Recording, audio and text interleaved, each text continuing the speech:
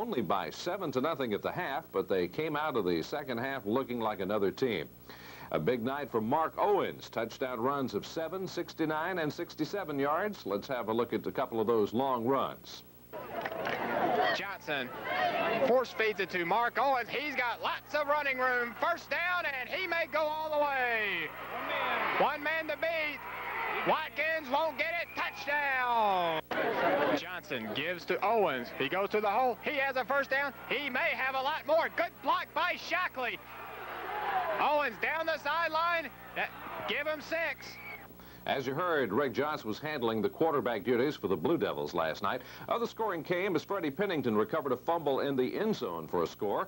And Jim Adams had one last night, a 43-yard touchdown run. Next week, Lebanon is at home against Oakland. Oakland beat Lincoln County in overtime last night. Stay tuned immediately following our sports scoreboard for a look at that Lebanon and Manchester football game in our TV 66 action replay.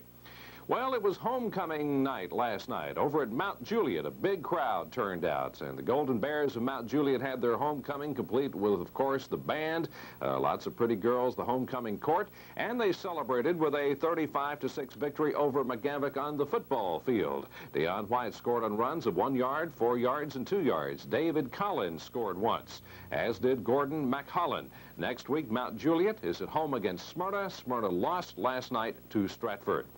Well, the Gallatin Green Wave is an unusual situation this morning. For the first time in 10 years, they have lost 2 high school games in a row. They lost their second game of the season last night, falling to Germantown from down in West Tennessee, 24-21. They lost to Smyrna last week. And it doesn't get any easier next week for the Green Wave as they'll be facing Oak Ridge. Friendship beat Cascade 29-8 last night. Paul Polk scored with a 2-yard run and a 25-yard pass to David Hamby. Byron Lee scored for the Commanders in runs of 7 yards and 6 yards. Next week, Friendship is at home against Cascade. The Purple Tigers of Watertown got back on the winning track last night. They did it with a 6-0 overtime win over DeKalb County. Watertown is traveling to Cascade next week. Let's go to our football scoreboard. Lebanon over Manchester, 34-0. Mount Juliet topped McGavock, 35-6. And as we told you, Germantown over Gallatin, 24-21. In overtime, it was Oakland 18, Lincoln County 15. Shelbyville rolled over Riverdale, 34-20. Friendship beat Cascade, 29-8. Watertown with that 6-0 overtime win over DeKalb County. Giles County beat Columbia, 18-0. Franklin over Dixon County, 24-21. Hillsborough topped Glencliff 14-6. Hunters Lane over Hendersonville 7-6. Lawrence County beat Cookville 25-19. Stratford with that victory over Smyrna 26-13. Tullahoma beat Warren County 36-15. White County over Franklin County 28-14. And Westmoreland beat Gordonsville a score of 14-8. In baseball, St. Louis had a rally last night to top the Giants 6-5 to take a 2-1 game lead in that best-of-7 series. Game 4 is tonight at 7 o'clock. The American League Championship Series resumes this afternoon in Detroit as the Minnesota Twins have a 2-0 lead in that series. A lot of college football, of course, today. UT fans have the day off or the day to go out and do something else or support some other team maybe, though I doubt it. The Big Orange is off this week, getting ready for a look at Alabama next week.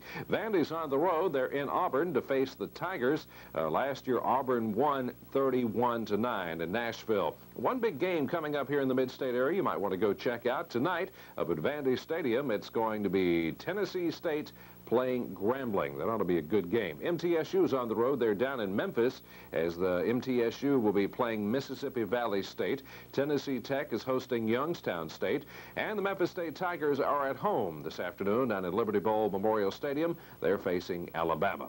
That's a look at our sports scoreboard for Saturday morning. Let's check out our weather forecast. For today, a nice one, partly cloudy and mild. Southeasterly winds at 5 miles per hour. Today's high should be around 75 degrees.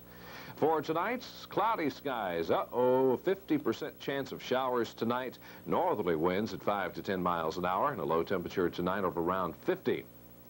And then for tomorrow, well, it's going to be cloudy, a little bit cooler, northerly winds at 5. Tomorrow's high just 65 degrees, and look for a 20% chance for showers on Sunday. Our current conditions this morning here in Lebanon, we have southerly winds at 5 miles an hour. The barometric pressure is now 30.36 and steady. The relative humidity is 80%. We have partly cloudy skies, and our temperature is 48 degrees. Okay, Coach Mark Medley, head coach of the Lebanon Blue Devils, is with us this morning here on TV 66. Good morning to you, Mark. Good morning, Wayne. How does it feel to come off a big win like Manchester last night when your team, the first half, we didn't doubt you, but we thought, is this the same Manchester team that hasn't won a game all season? And then Lebanon came back after halftime and really took it to them, blew them out, and played a good ball game. Yes, you know, going into the ball game all week, we had been concerned about the fact that Manchester was 0-6 and that we would not be ready to play, and I think that was evident the way we played in the first half. With the exception of 2 or 3 people, we played with very little intensity. What did you say to them at halftime to change that? Well, you know, you have to go in, and first of all, we wanted to make adjustments in what Manchester was doing and what we were doing, and then we wanted to just sit down and talk a little bit about the way this game needs to be played, the intensity that needs to be there, and the effort that needs to be there. And you know, we just talked facts and talked what we needed to do in the second half, and our kids responded well to that and showed some character in coming out and getting after Manchester in the second half. Yes, indeed. Rick Johnson was playing for Tony Eckler. Rick saw a lot of action there at the quarterback slot last night. How do you think he did? Well, you know, coming into a situation with little or no game experience, I think he handled himself well. Tony had some soreness in his shoulder, and we wanted to make sure that we get that well. And we felt comfortable with Rick in there at quarterback and have a lot of confidence in him. And you know, he ran our offense well. Patrick C. didn't play last night for you. What's the status with Patrick? Patrick has a bruised knee.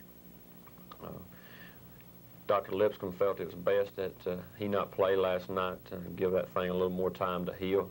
Again, Mark Owens, who ran the football for us last night from a tailback position, has a lot of ability, and we feel good about Mark Owens and feel good when he's in there.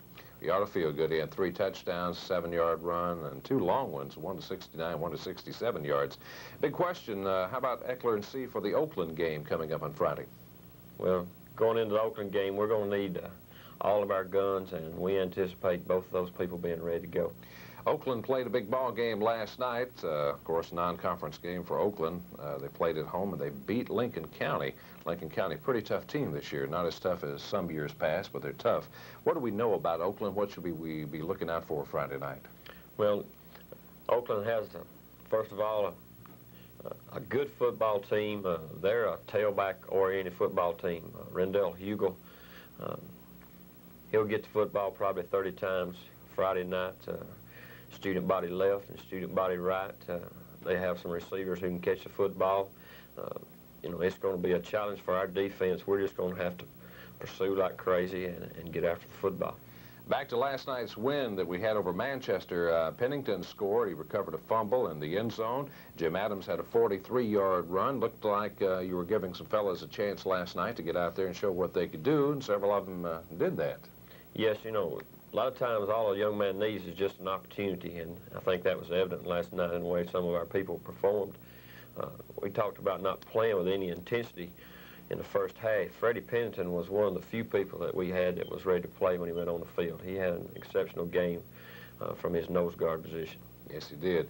Okay, so did we come out of last night's ball game injury-free? Of course, Eckler and C banged up from the week before, but how about the guys that played last night? Is everybody in good shape? As far as we know, we're in good shape. You know, bruises and bangs, I'm sure they're there, but they heal a lot better after a win. Mark, you a baseball fan? To a certain degree. Okay. What does that mean? Are you excited about the championship series that's going on now? Are you a Giants fan, a Cards fan, or neither one? Well, right now, it being football season, I'm a Blue Devil fan. There you go. I don't blame you. Well, I was wondering what your feelings were on the baseball scene, but we're not going to get that out of Mark Medley today.